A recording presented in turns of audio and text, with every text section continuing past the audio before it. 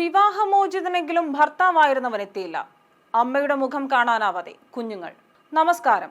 അഹമ്മദാബാദ് ആകാശ ദുരന്തത്തിൽ കത്തിക്കരിഞ്ഞ രഞ്ജിതയ്ക്ക് പ്രണാമം അർപ്പിച്ചു നാട്. ശവമഞ്ചത്തിന് മുന്നിൽ മക്കളും അമ്മയും ബന്ധുക്കളും നാട്ടുകാരും ഹൃദയം തകർന്നു നിന്നു.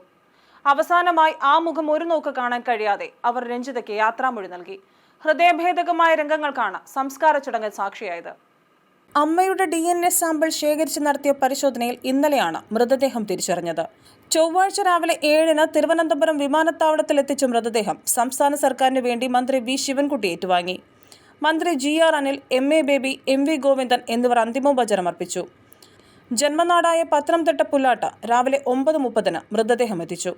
മാതൃവിദ്യാലയമായ ശ്രീ വിവേകാനന്ദ ഹൈസ്കൂളിൽ പൊതുദർശനത്തിന് വെച്ചു. മന്ത്രി VN വാസവൻ സംസ്ഥാന സർക്കാരിന് വേണ്ടി റീത്ത് സമർപ്പിച്ചു. ആന്റോ ആന്റണി MP, മുൻ MLA രാജു എബ്രഹാം, കുമ്മനം രാജശേഖരൻ, VS സൂരജ് തുടങ്ങിയവർ ആദരാഞ്ജലി അർപ്പിച്ചു.